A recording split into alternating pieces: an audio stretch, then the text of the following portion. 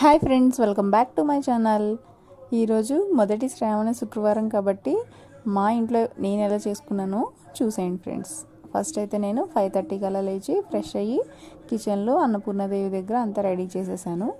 ఆ తర్వాత అమ్మవారికి ప్రసాదం రెడీ చేస్తున్నాను అనమాట. ప్రసాదం ఎలా చేస్తున్నానంటే పాలు మరిగించేశాక అందులో నైట్ అంతా నానబెట్టిన రైస్ వేసేసి ఉడికించాలి. ఉడుకుతూ ఉండగా యాలకులు కూడా వేసి బాగా దగ్గరికి అయ్యేదాకా అలా ఉడికించాలన్నమాట. బాగా దగ్గరికి అయ్యింది అనుకుంటే స్టవ్ ఆఫ్ చేసేయాలి. స్టవ్ ఆఫ్ చేసేసి లైట్గా చల్లగా అయ్యాక చిటికెడు ముద్దాత్ కర్పూరం వేసి బాగా మిక్స్ చేయాలి ఫ్రెండ్స్. బాగా మిక్స్ చేసేసాక అలా ఒక 5 మినిట్స్ మళ్ళీ కొంచెం చల్లగా అవ్వాలి. ఆ తర్వాత బెల్లం వేయాలి. అంటే బెల్లం వేడిగా ఉండగా వేస్తే విరిగిపోయినట్టు అవుతుంది అని అంటారు. అందుకని నేను చల్లగా అయ్యాకే వేస్తాను అనమాట. వేసాక మొత్తం మిక్స్ చేసేసి ఒకసారి తర్వాత నేతిలో జీడిపప్పు కిస్మిస్ వేయించాలి. అవి జస్ట్ లైట్ కలర్ చేంజ్ అవుతుందనగా నేను స్టవ్ ఆఫ్ చేసేస్తాను.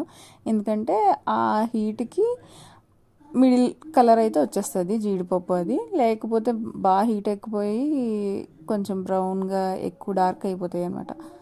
నచ్చవు మాకు అలాగా. అందుకని ఇలా ఇంకా మిక్స్ చేసేసి అయిపోయాక బాగా మిక్స్ చేసేసి పక్కన పెట్టేసుకోవాలి ఫ్రెండ్స్. అంతే, చాలా సింపుల్గా చేసేసుకోవచ్చు అమ్మవారి ప్రసాదం అయితే. ఫుల్ వీడియో కావాలంటే కామెంట్ చేయండి ఫ్రెండ్స్, నేను పోస్ట్ చేస్తాను. ఆ తర్వాత ఇంకా పూజ దగ్గర రెడీ చేసుకుంటున్నా. దీపారాధన చేసుకోవడానికి దీపాలు అవి పెట్టుకొని వాటికి బొట్లు అవి పెట్టుకొని ఫొటోస్కి అయితే బొట్లు ముందు రోజే పెట్టేసుకున్నాను. ఇల్లంతా క్లీన్ చేసేసుకున్నప్పుడే మొత్తం పెట్టేసుకున్నాను అనమాట. అవన్నీ బాబుతో నాకు అన్నీ ఒకసారి చేసుకోవాలన్నా కూడా కుదరదు ఫ్రెండ్స్. ఇంకా తర్వాత నేను శారీ అది కట్టేసుకొని ఇంకా పూజ చేసేసుకోవడానికి ముగ్గులు అవి అయితే దేవుడి దగ్గర అలాగే ముగ్గు పెట్టేసుకొని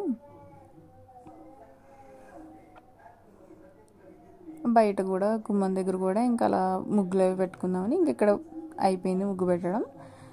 బయట గుమ్మం దగ్గర కూడా గడప దగ్గర గడపకు పసుపు అది రాసేసి ముగ్గులు అవి పెట్టేసుకున్నాను ఫ్రెండ్స్. అలాగా ప్రతి ఫ్రైడే కూడా ఇలాగే చేస్తాను. కాకపోతే ఈ శ్రావణ శుక్రవారం వారాలు ఏంటంటే కొంచెం లక్ష్మీదేవి సంబంధించినవి చదువుతూ